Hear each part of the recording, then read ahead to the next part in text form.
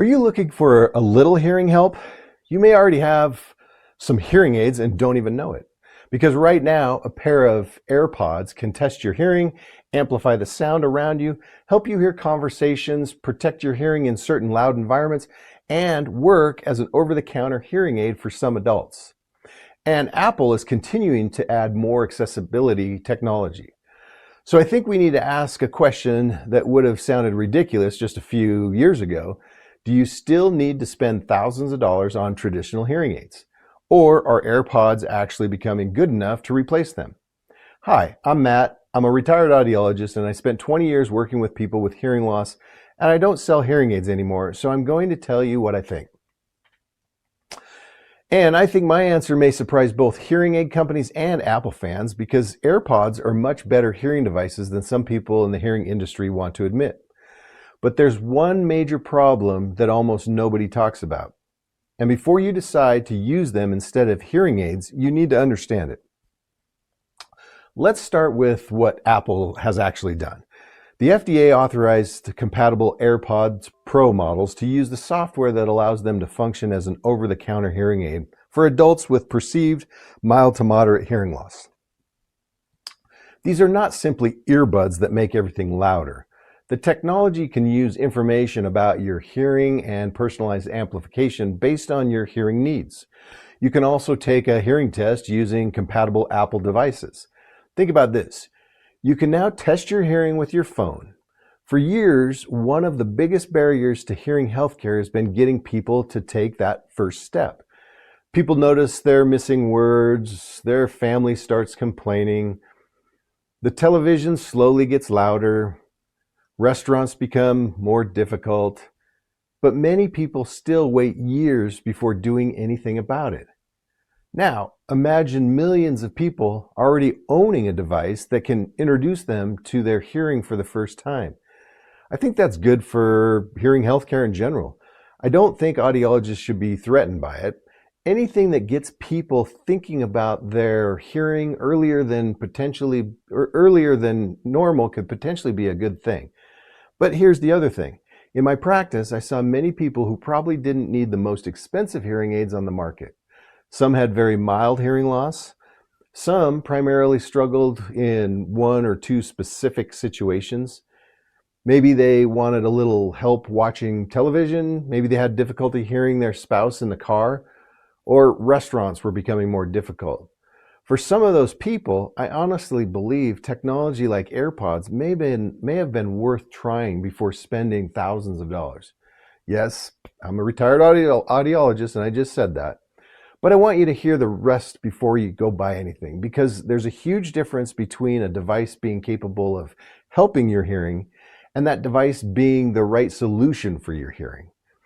Let me give you an example. Imagine two people, both say, I have trouble hearing.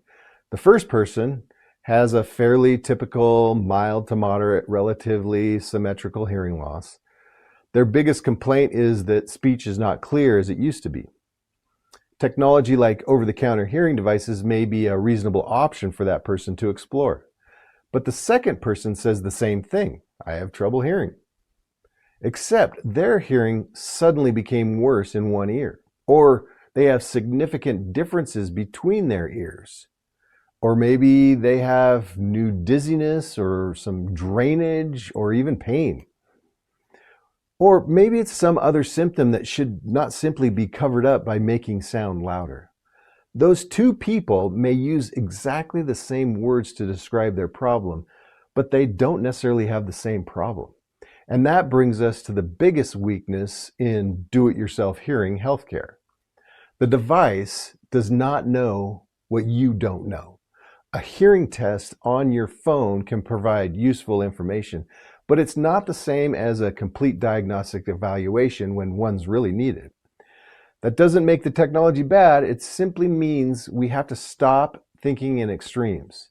I see people online saying AirPods are going to replace hearing aids. Then I see people in the hearing industry saying AirPods are not real hearing aids. I really don't agree with either extreme. For the right person, AirPods may provide meaningful hearing help at a fraction of the cost of traditional hearing aids, and something they can start with. For the wrong person, they may be frustrating, inconvenient, or completely inadequate. So let's talk about the people I think should seriously consider trying this technology. First, someone with perceived mild to moderate hearing difficulty. Second, someone who already owns compatible AirPods and wants to experiment with hearing assistance before making a major purchase. Third, someone who primarily wants help in specific situations rather than all-day amplification. And fourth, the person who refuses to try traditional hearing aids because of cost or stigma.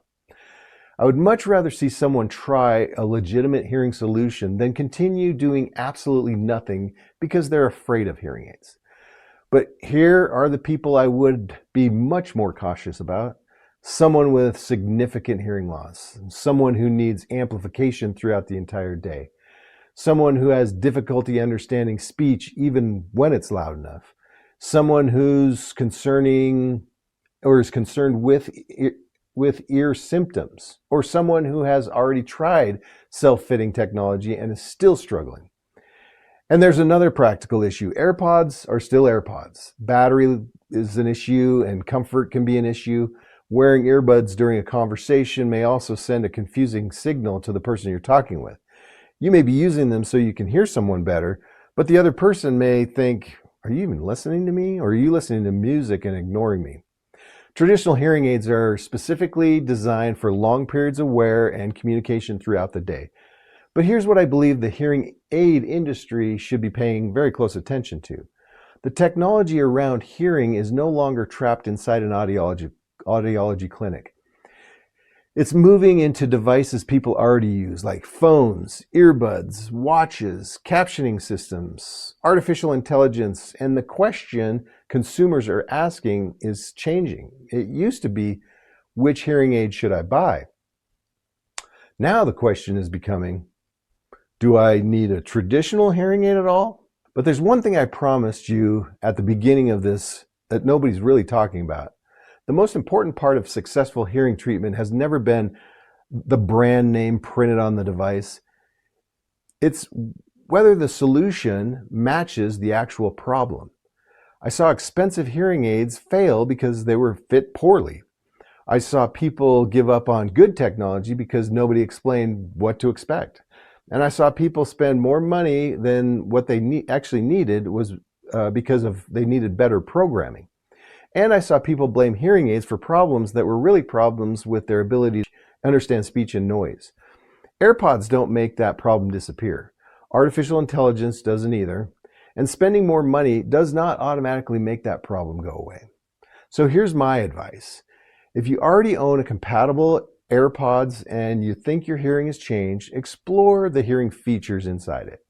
Learn something about your hearing. Try them in situations where you struggle, but pay attention to whether they actually improve understanding or just whether they make everything sound louder. But know when the experiment has reached its limits. If the results concern you, if one ear is significantly different when you do the little hearing test, maybe your hearing suddenly changed in a day or so, or if you simply cannot understand people even with amplification. Those are the things you need to pay attention to, and that's when you need to stop guessing and get the appropriate professional evaluation. I spent 20 years as an audiologist, and I do not believe everyone needs the most expensive hearing aids. I also do not believe every hearing problem can be solved with a pair of earbuds. The exciting part is that you now have a chance and more choices than ever before. The dangerous part is believing that having more choices means every choice is right for you. So, can AirPods replace hearing aids? Yeah, for some people. Honestly, yeah. But for everyone, absolutely not. And the real skill in 2026 is no longer simply finding a device that makes sounds louder. It's figuring out which solution actually matches your hearing, your lifestyle, your situation, and where you need the help. Because the best hearing device in the world is the one that actually helps you understand the people you care about. If you found value in this video, please hit the like and subscribe. It really helps others get this information. If you still have questions, you can try my free audiology assistant powered by AI. I put a link below. Thanks for watching, and we'll see you in the next video.